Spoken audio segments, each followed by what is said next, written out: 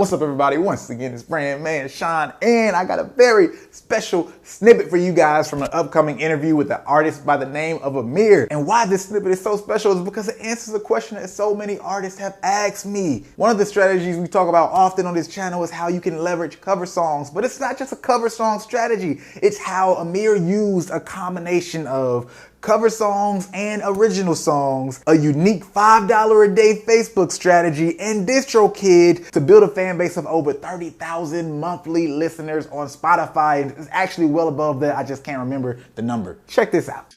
So tell me more about, because one of the things that baffled me, I wouldn't say baffled, but what I loved, because I didn't hear other artists talk about doing something like this. And once again, it just speaks to consistency, was your $5 a day Facebook strategy. I did that in the early days. So like I think when I spoke to you a year ago, I think that's when I was doing that. So I did that for about 3 months. Yeah. And I'm like, you know what? I'm just gonna let it run. Like, people like this song. I'm just gonna let it run and see what happens. And honestly, like, I kind of forgot about it, and I just let it run in the background. And then after 3 months, like, I did build up. When I looked back, I'm like, wow, it actually built me up a little bit of an audience and a fan base, and people were checking as I was dropping those songs every Monday. My streams on Spotify were starting to slowly creep up. And then I dropped a mashup I did of Tamia's song Into You. Yeah, I remember that one. And I mashed it with Russ's song Wife You Up.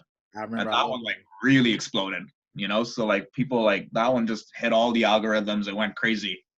And I think it's almost at 500,000 streams now on Spotify.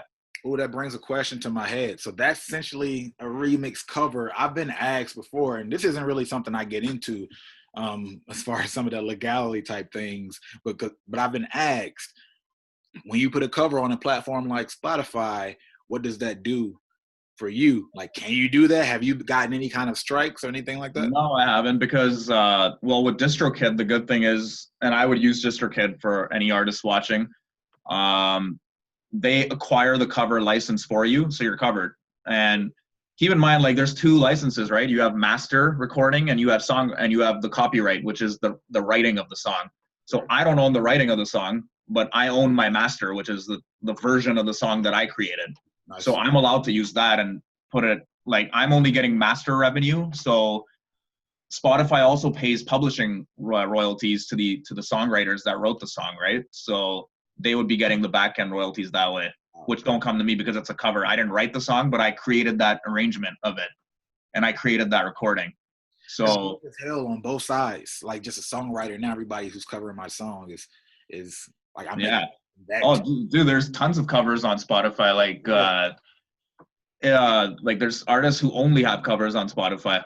It's just, you just have to buy the license, right? You can do it through Distrokid, and there's a company called Louder. You can do it through them.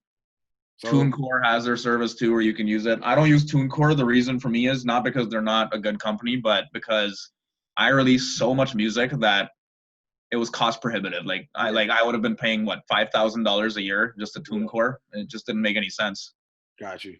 So, just to hone in on that process a little bit when it comes to Distrokid and how they kind of obtain the rights for you. So you're saying once you submit a song, their algorithms pretty much picks up on the fact that it's a cover and they obtain it, or do you submit and let them know that it's a cover?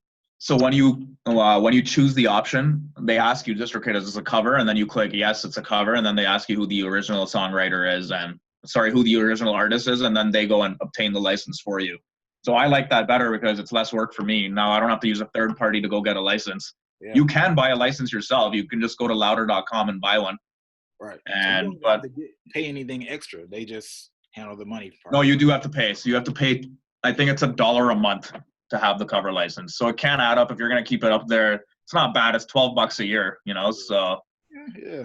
Nice. For the service they're providing, like, now you have peace of mind, right? You don't have to worry about getting a license and worrying about all that. I'd rather just pay the $12 and not worry.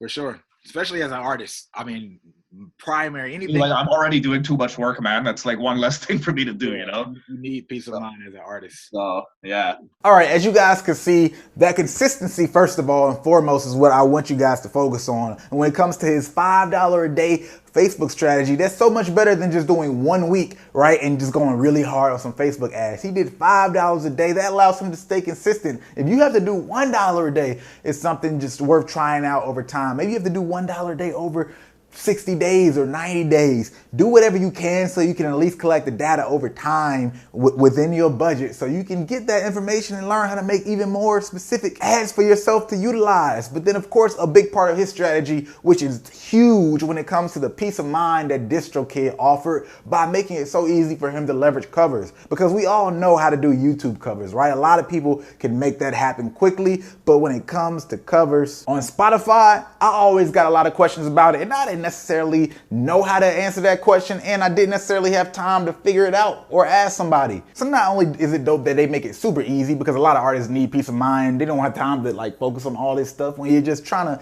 you know, be an indie and grind your way up into a better situation. But it's also relatively inexpensive. Amir even mentioned that in his interview, saying, you know, if he was using TuneCore, it would have been cost prohibitive for his particular strategy. And with all that being said, a lot of people have been telling me for a minute, yo, Brandman, you should do a podcast. You should do a podcast. And I'm strongly considering it in some form of fashion. And I decided that if it happens, it will definitely happen on Distrokid. I actually already have an account and I'm feeling my way through the system. And with all of the good things I've heard about it and knowing so many people who are using it, I felt comfortable to go ahead and get a discount code for you guys and offer it up to you all for 7% off your first year of membership with Distrokid. Now, if you already have Distrokid, great, all well and fine. I would actually love if you provide your commentary and experience with it in the description below. But if there's something you want to check out, then you can check it through the link in the description below to get that 7% off.